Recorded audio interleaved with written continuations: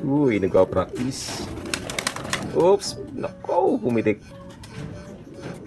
Okay, nagpakawala tayo ng ano, mga ibon natin, mga inakay natin. Ayun, yung isa pa nga, yung isang anak ni Blue is ano, mayroong diferensya yung paa. Siguro to naipit nung ano nung bata. Then meron tayong last to Grisel, doon pa sa aviary. Then the rest, ito mga naka-experience na itong pumasok ng ano natin, ng loop natin. Kaya ayan, ready na for ano, for viewing sa labas. And ayun, medyo may laban na sila kung halimbawa pipitik sila. Kasi oriented na sila sa ating ano, simple aviary. And magaling na rin sila pumasok dun sa ating trapping. So bago tayo nagpapakawala ng ano, ng ibon is tinitignan natin yung kanilang ano, attitude towards dun sa ating aviary. Okay, pagpapasok sa loob, pag tinatawag din natin sila pagpapakainin. So kapag kayo medyo alangan, hindi tayo nagpapakawala.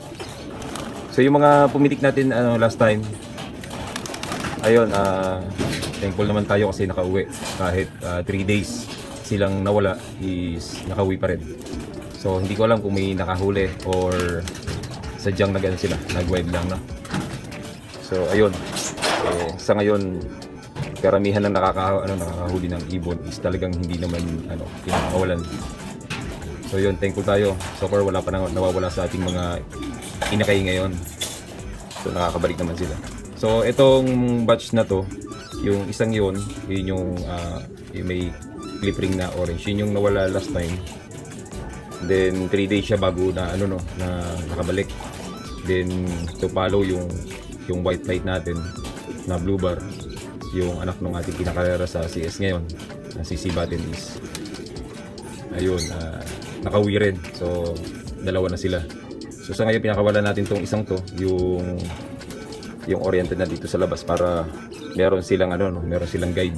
So ito, obserbahan ko simula nung nawala siya is hindi na siya pumitik, no. Siguro nadala.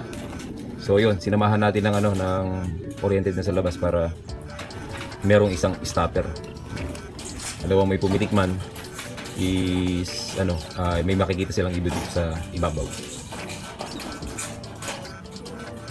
Okay, maya-maya maghihintay na tayo. Bubusan natin yung computer natin para hintayin si ano, si Baten. Hopefully bumilis-bilis naman ngayon. So hindi tayo masyado naghahangad ng ano, ng pooling kasi mabagal, hindi naman ganoon kabilis yung ibon natin. Pero so far umuwi din naman si ano, si Baten. At dating galing na siya doon, no. Okay. Habang malagay breakfast, maghihintay tayo ng ibon.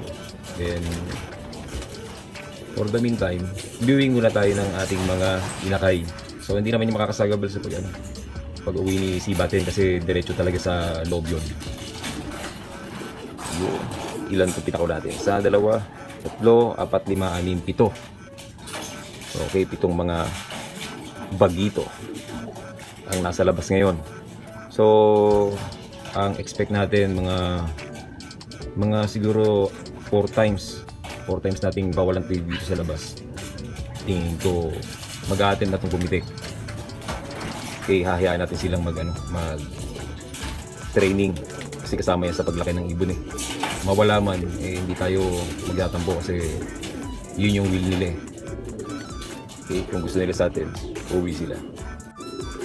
Ang kailangan lang natin is i-train sila ng maayos para meron din silang laban, hindi yung pagkalabas bubugawin na natin.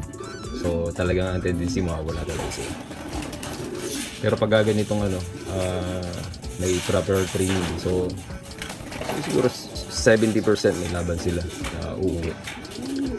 Okay, hanggang dito na lang muna yung ating video update sa ating mga bagito na inakay na pinawalan natin this morning. Okay, today is a race of CSWRPC one hit race. Okay, ang toss ay sa Bukawi, Bulacan. Okay, bye bye.